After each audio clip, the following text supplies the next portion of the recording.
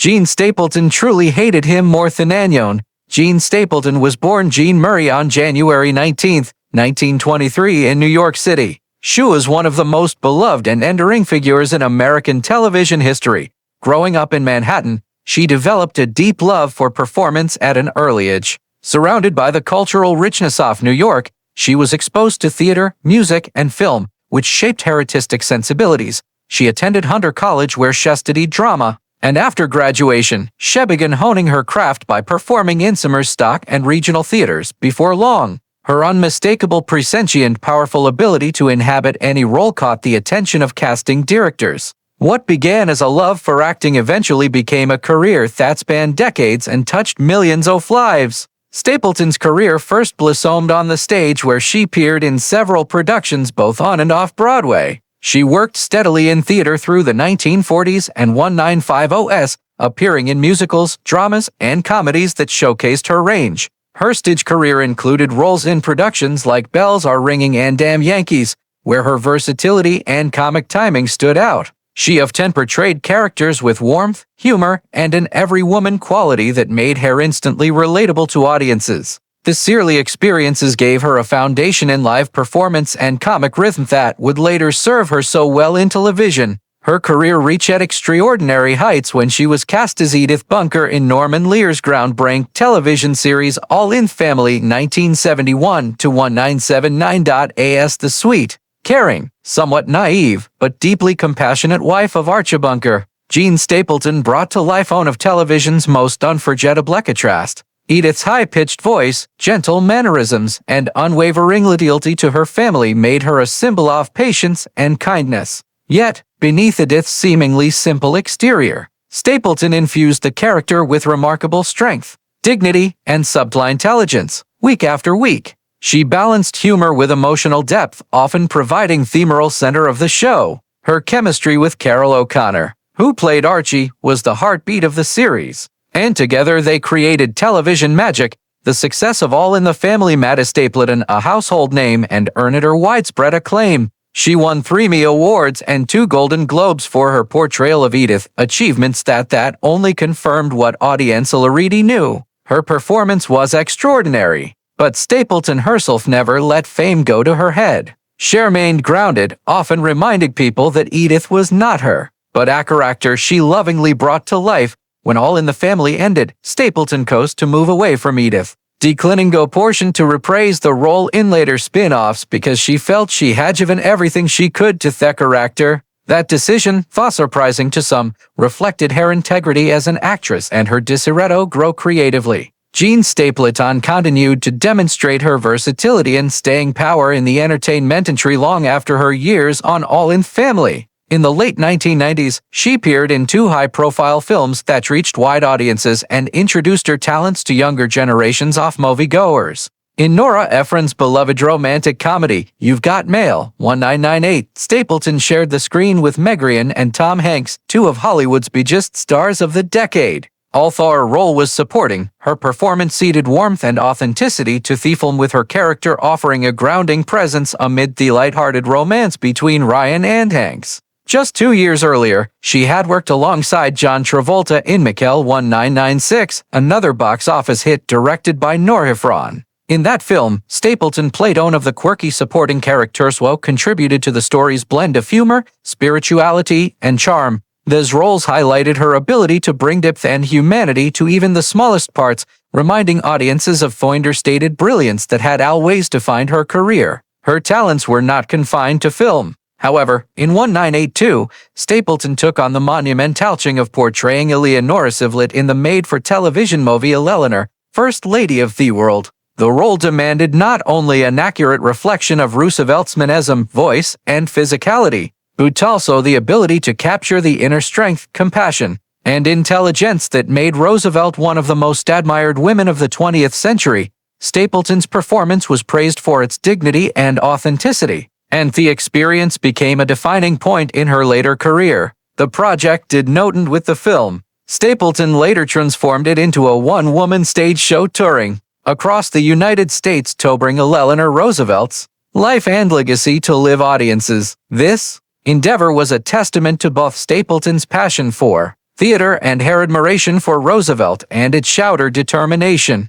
to use her craft not only for entertainment but also for education and inspiration. Her love for the stage never wavered, and throughout her career Stapleton remained committed to live theater, particularly in off-Broadway productions that allowed her to tackle challenging and unconventional material. She took on roles in Horton Foote's The Carpetbagger's Children, John Osborne's The Entertainer, and Harold Pinter's Mountain Language and The Birthday Party. These plays demanded nuanced, layered performances, often exploring themes of memory, loss, identity, and human struggle. Stapleton's work in Pinter's The Birthday Party stood out as especially powerful, with critics noting her ability to bring intensity and complexity to the role while maintaining the understated realism that had always been her signature. Audiences who knew her primarily as Edith Bunker from television were often astonished to see the depth of her dramatic range in theater productions, reinforcing her reputation as an actress of remarkable versatility and courage. Stapleton also continued to make appearances on television, bringing her recognizable warmth and charm into living rooms well into the 1990s. In the sitcom Everybody Loves Raymond, 1996, she played the role of Raymond Desant, a part that allowed her to once again display her comedic timing in a family-centered setting. Her guest appearance delighted audiences who were thrilled to see a beloved television icon from one groundbreaking sitcom appear on another hugely popular one. She also ventured into children's program, taking on the title role in Ms. Piggle Wiggle 1993 to 1995, a delightful series based on Betty MacDonald's classic children's books. In this role, Stapleton charmed young viewers with her playful yet wise portrayal of the whimsical character, a woman who helps children overcome their bad habits in creative and humorous ways. The show introduced her to an entirely new generation, many of whom would not have been familiar with her earlier work, ensuring that her influence extended far beyond her most famous role as Edith Bunker. Jenna Stapleton's personal life was deeply intertwined with her marriage to William Putch, a relationship that spanned more than a quarter of a century. The couple wed in 1957 at a time when Stapleton was still finding her footing as a stage and television actress. Their marriage endured through the many ups and downs of life in the entertainment industry, and together they built not only a family but also a shared devotion to the performing arts. Puck himself was an accomplished and respected theater director, and his influence extended far beyond his immediate work as he became known for his commitment to fostering community theater and nurturing new talent. Their union was widely considered a partnership of equals, with each supporting the other's professional endeavors while raising a family rooted in creativity and artistic expression. The couple had 2 children who each found careers within the entertainment world, continuing the family's artistic legacy. Their son, John Putch, grew up surrounded by theater and performance, which no doubt shaped his eventual path as an actor, writer, and director. John worked both in front of and behind the camera, carving out his own niche in the industry with a reputation for independent filmmaking and television directing. Their daughter Pamela Putch took a different but complementary path, becoming a television producer and working behind the scenes in an equally demanding and influential field. That both children entered creative professions speaks volumes about the household Jean and William cultivated, one filled with an appreciation for storytelling, discipline, and dedication to the craft of entertainment. For 3 decades, William Putch was the guiding force behind the Totem Pole Playhouse, a summer stock theater nestled in Colonia State Park in Fayetteville, Pennsylvania. Under his leadership, the theater developed into one of the most respected and beloved regional playhouses on the East Coast. Each summer, aspiring actors, seasoned performers, and theater enthusiasts gathered there, creating a tradition that celebrated live performance in a rustic and welcoming setting. Totem Pole became a cultural hub, and Putch's vision gave countless actors a stage on which to hone their skills. Jean Stapleton herself was deeply committed to Totem Pole Playhouse. A Venus, she gained national fame through her iconic role as Edith Bunker on All in the Family. She returned regularly to Fayetteville to perform with the resident company. This loyalty demonstrated her love of live theater and her belief in supporting community-based arts, even when her Hollywood career might have allowed her to focus solely on film and television. For Stapleton, the Playhouse is not just her husband's project, but also her own artistic home. a place where she could stretch her range, take in diverse roles, and connect with audiences on an intimate level. Tragedy struck in 1983 when William Push died suddenly of a heart attack. What made his passing even more poignant was that it occurred during the run of a production at Totem Pole in which Stapleton herself was appearing. The shock of his death was profound, both for the family and the theater community that had relied on his vision for so many years. Yet, in the midst of her grief, Jean Stapleton made a decision that would become emblematic of her professionalism, her dedication to her craft, and her resilience. On the very night of her husband's death, Stapleton insisted on taking the stage and performing as scheduled. It was not an easy choice, but for Stapleton, the stage represented both a duty and a refuge. To her, honoring the performance was also a way of honoring her husband's lifelong commitment to theater, ensuring that his work and the community he built did not falter in the face of tragedy. Jean Stapleton and Carroll O'Connor spent nearly a decade together on one-off television's most groundbreaking and controversial sitcoms, All in the Family. On screen, they played Edith and Edith Bunker, a married couple whose contrasting personalities became the heart of the show. Edith, portrayed by Stapleton, was gentle, kind-hearted, and often the moral center of the family, while Archie, played by O'Connor, was loud, domineering, and unapologetically bib. The tension between the characters was written into the scripts, but what many people did not realize at the time was that there was also a real-life tension simmering beneath the surface between the two actors themselves. Stapleton, who was known off-camera as a reserved and private woman, made no secret in later interviews that she carried deep resentment and at times genuine dislike toward Carroll O'Connor. In her own words, she once explained, Carroll was impossible to work with because he needed to control everything. He wanted every line, every gesture, every pasito be done his way. Stapleton had spent years developing her craft on the stage before stepping into television fame,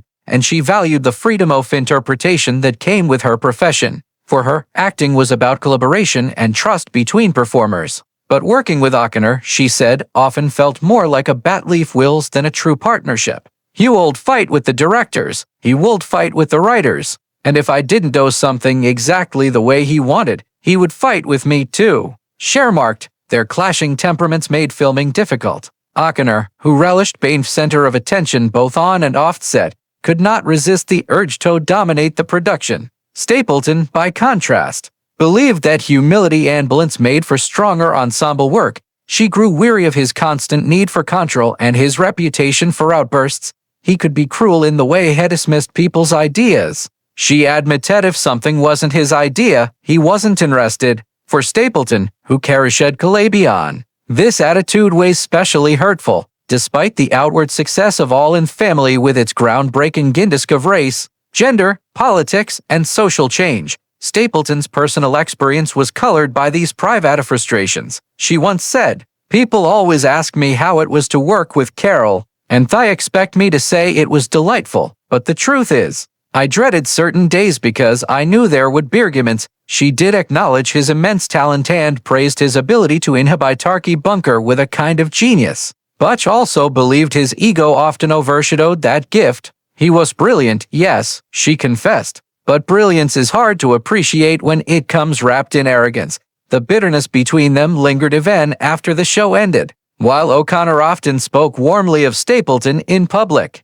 calling her one of the finest actresses he ever worked with. Stapleton remained guarded and sometimes blunt when reflecting on their time together. I respected his work, she admitted, but respect does not mean affection. I never enjoyed being around him outside of the work. This blunt honesty revealed just how deep her feelings ran. For an actress who was known for her grace and dignity, her candid remarks about O'Connor were unusually sharp. When Stapleton looked back on her career, she often highlighted her love for the stage, her gratitude for the recognition she received, and the satisfaction she found in bringing Edith Bunker to life. But she also made it clear that working alongside Carroll O'Connor was one of the greatest personal challenges of her professional life. I learned patience, she once reflected, patience and how to you're someone who always had to have the last word. In the end, their on-screen chemistry was undeniable. Viewers believed in Narky and Edith's marriage, and they adored the warmth and humor Stapleton brought to her role.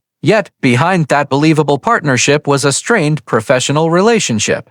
To Jen Stapleton, Carroll O'Connor was not just a co-star. He was also the colleague she struggled with more than anyone else in her career. As she put it plainly, Carroll was Carroll and no one could change him, but I wouldn't choose to go through that again. Stapleton died at her apartment in Manhattan on May 31, 2013 at age 90. Norman Lear said, "No one gave more profound how to be a human being lessons than Jean Stapleton." Co-star Rob Reiner said, "Working with her was one of the greatest experience of my life." Sally Strutt said, "Jean lived so inthepercent. She was a Christian Scientist who didn't say or think a negative thing. She was just a walking living angel."